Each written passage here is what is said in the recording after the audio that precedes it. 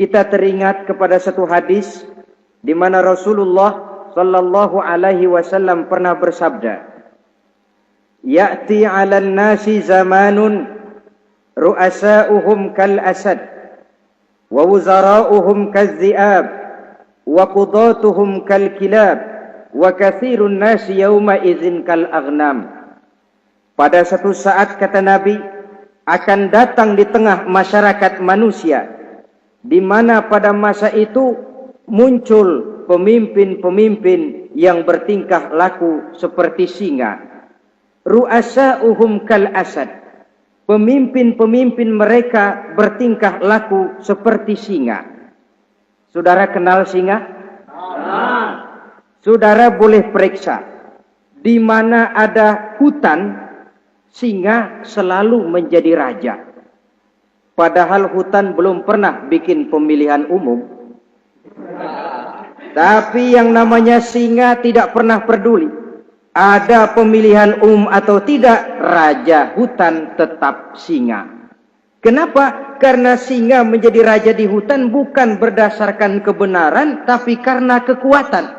Karena kuat, maka dia naik jadi raja. Soal benar atau tidak, soal lain. Maka sebagai akibatnya, setelah si singa ini naik menjadi raja hutan, dia bukan melindungi rakyatnya, malah makanin rakyatnya. Coba saudara lihat di hutan. Kambing rakyat hutan dimakan oleh singa. Ayam rakyat hutan dimakan oleh singa.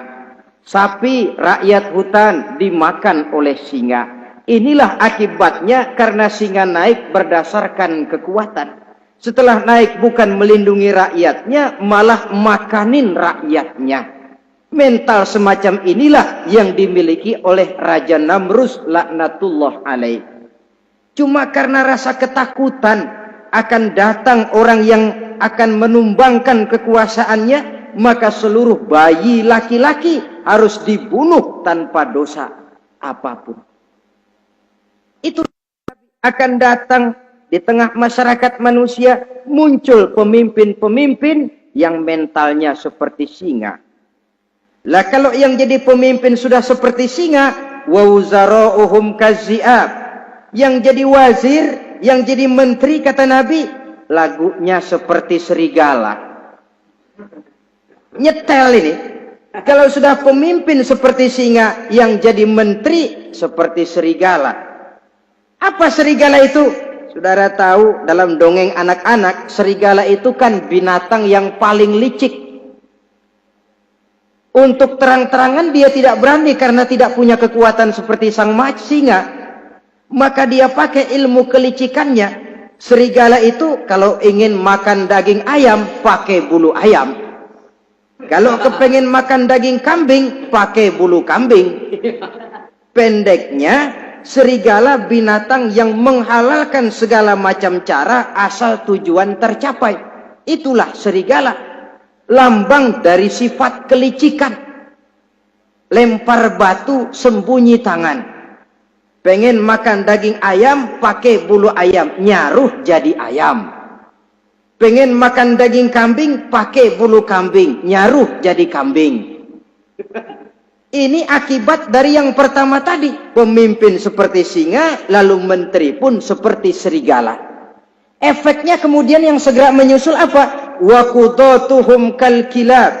Kalau pemimpin sudah seperti singa, menteri sudah seperti serigala, wa qudatuhum kal kilab, akan muncullah para penegak hukum yang mentalnya seperti anjing.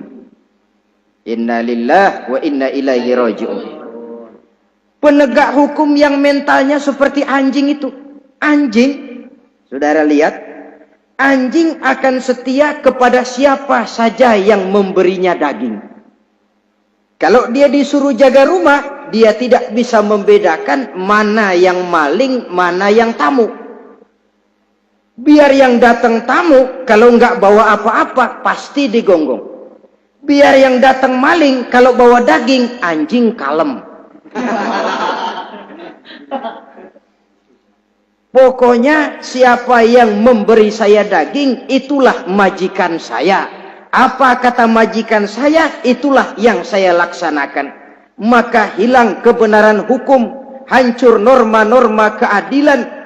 Oleh karena apa? Oleh karena anjing dapat daging. Lalu dalam kondisi semacam itu, yang jadi rakyat bagaimana? Kata Nabi, wa katsirun nas yauma izin kal aghnam.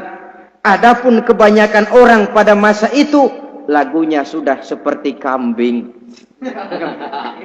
Saudara, kambing itu binatang yang cuma menang groyokan dan tidak punya alternatif. Namanya kambing, digiring ke lapangan embe. Betul kan? Betul. Digiring ke kuali embe. Dikasih makan rumput embe. Sampai pun mau dipotong masih embe juga. Tidak punya pilihan lain si kambing ini, tidak punya alternatif lain. Kondisi semacam inilah yang terjadi di masa pemerintahan Raja Namruz laknatullah alaih.